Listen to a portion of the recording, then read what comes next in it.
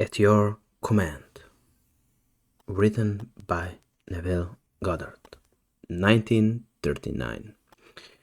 Okay, I will read this book with you and we'll try to do some commentary if you will like it. So, let's begin. This book contains the very essence of the principle of expression. Had I cared to, I could have expanded it into a book of several hundred pages, but such expansion would have defeated the purpose of this book. Commands, to be effective, must be short and to the point. The greatest command ever recorded is found in the few simple words. And God said, "Let there be light."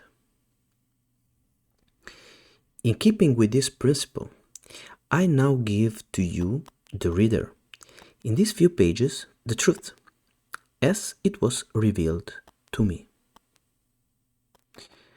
A beautiful and very short foreword to this fantastic book. And now let us begin with the meat of this book. At your command. Can man decree a thing and have it come to pass? Most decidedly he can. Man has always decreed that which has appeared in his world and is today decreeing that which is appearing in his world and shall continue to do so as long as man is conscious of being man. So as long as we are conscious of our being man or human being the eternal consciousness in the form of man, we will continue to declare and create. So it all comes from our imagination. It all comes from this imaginary stuff. Not one thing has ever appeared in man's world but that what man decreed that it should. This you may deny, but try as you will, you cannot disprove it. For this decreeing is based upon a changeless principle. You do not command things to appear by your words or loud affirmations. Such vain repetition is more often than not confirmation of the opposite. So, when I affirm that, for example, I am wealthy, I am healthy, usually I am doing that from a perspective of lack, of being without that, being without what I want to have. So, decreeing is ever done in consciousness. That is, every man is conscious of being that which he has decreed himself to be. Let me say that again. That is, every man is conscious of being that which he has decreed himself to be. The dumb man, without using words, is conscious of being dumb. Therefore, he is decreeing himself to be dumb. When the Bible is read in this light, you will find it to be the greatest scientific book ever written.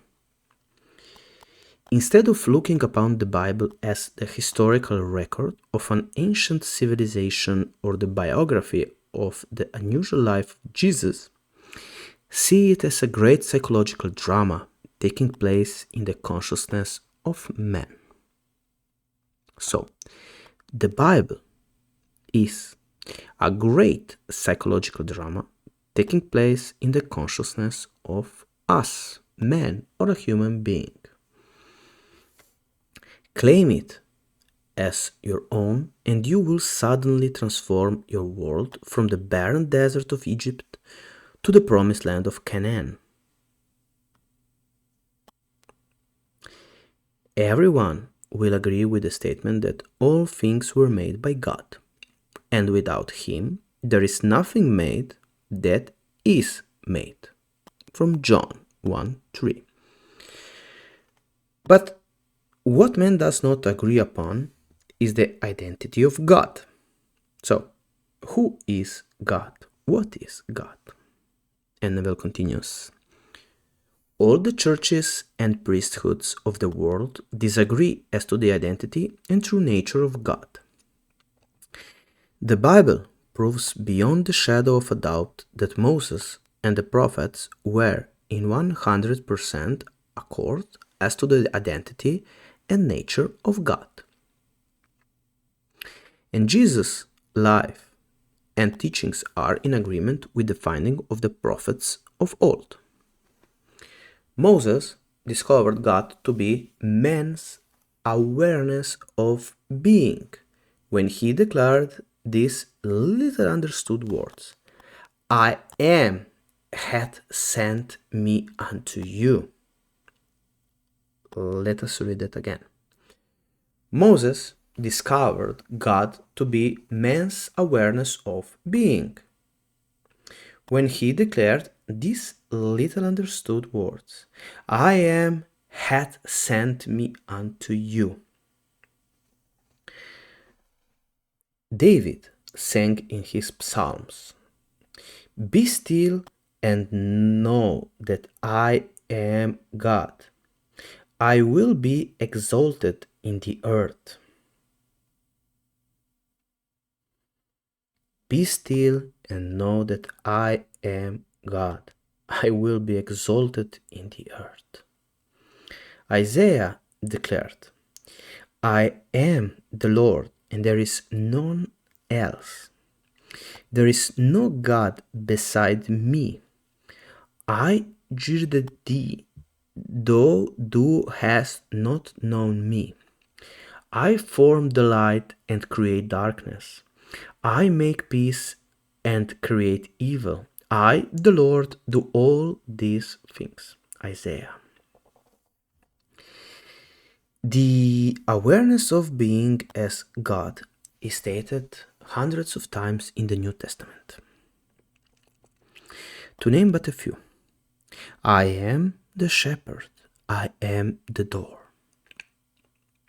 I am the resurrection and the life.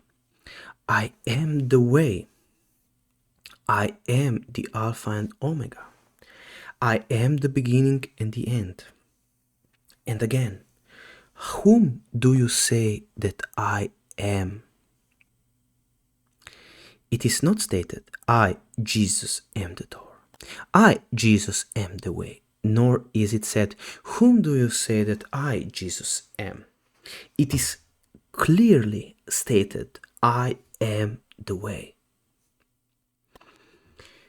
The awareness of being is the door through which the manifestations of life pass into the world of form.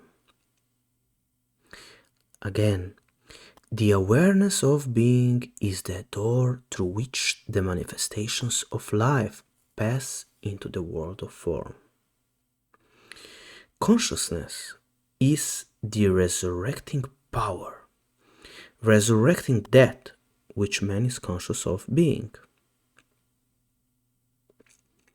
So if you say, I am wealthy, I am healthy, I am loved, I am respected, I am that, from a position of consciousness, like consciousness that is the resurrecting power, then you are that which you say that you are.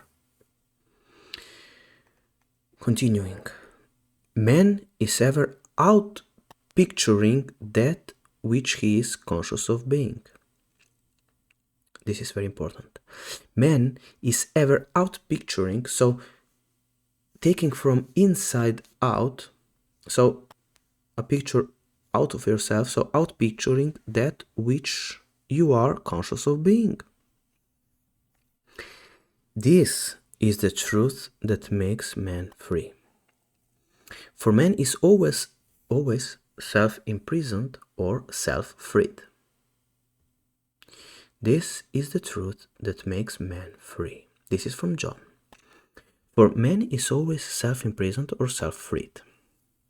If you, the reader, will give up all of your former beliefs in a God apart from yourself and claim God as your awareness of being, as Jesus and the prophets did, you will transform your world with the realization that I and my Father are one. How very strong statements, my friends. Listen to this. If you, the reader, or you, the listener, will give up all of your former beliefs in a God apart from yourself. So, God is not near you, God is you, God is in you. There is no separation.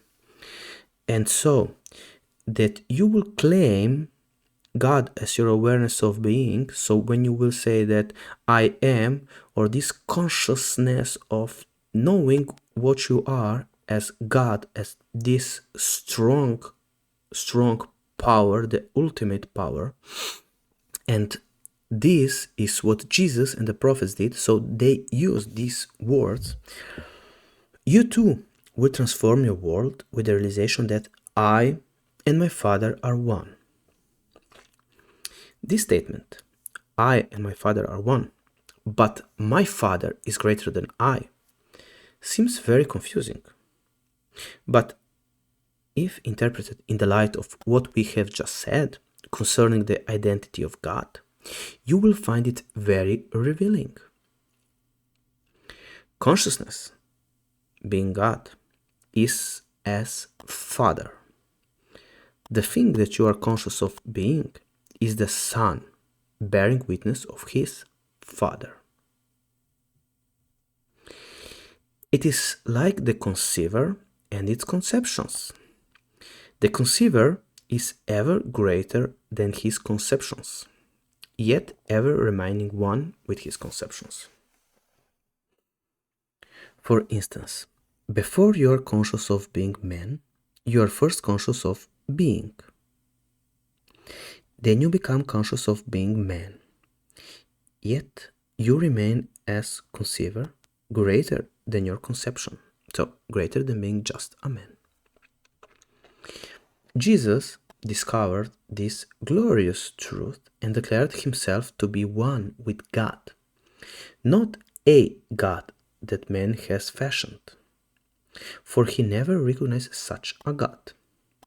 He said, if any man should ever come, saying, look here or look there, believe them not, for the kingdom of God is within you.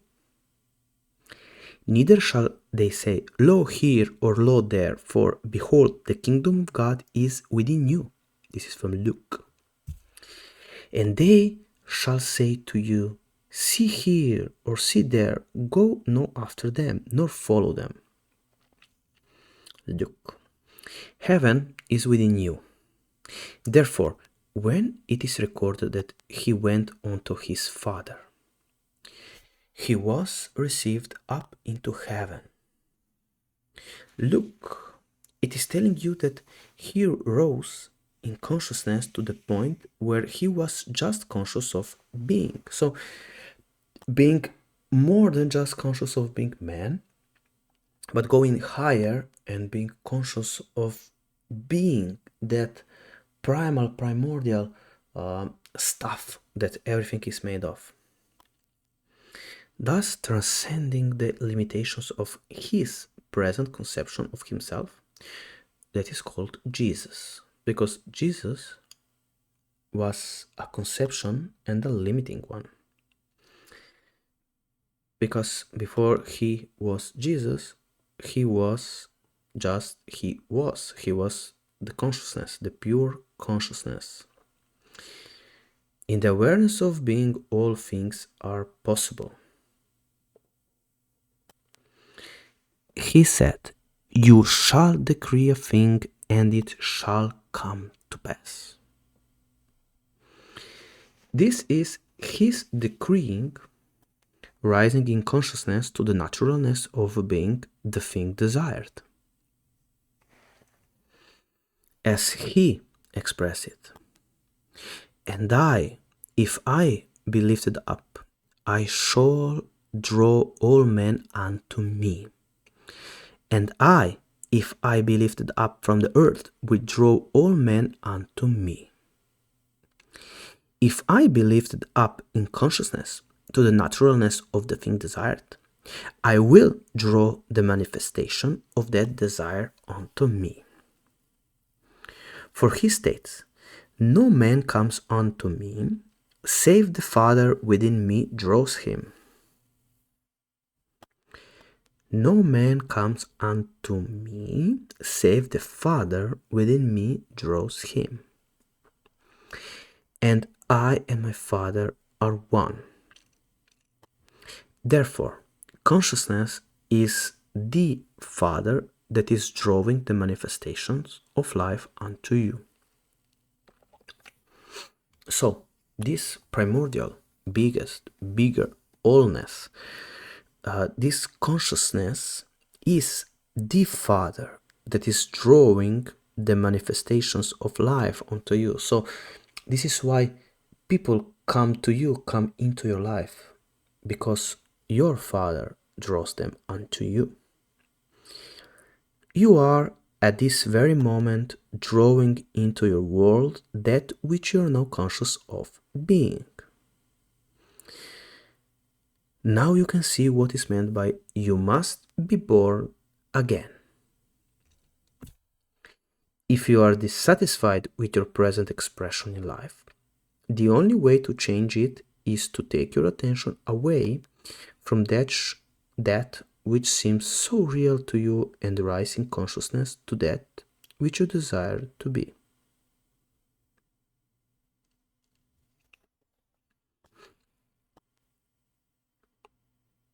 Again, if you are dissatisfied with your present expression in life, so the thing that you express, how you're expressing in this life, the only way to change it is to take your attention away from that which seems so real to you and rise in consciousness to that which you desire to be.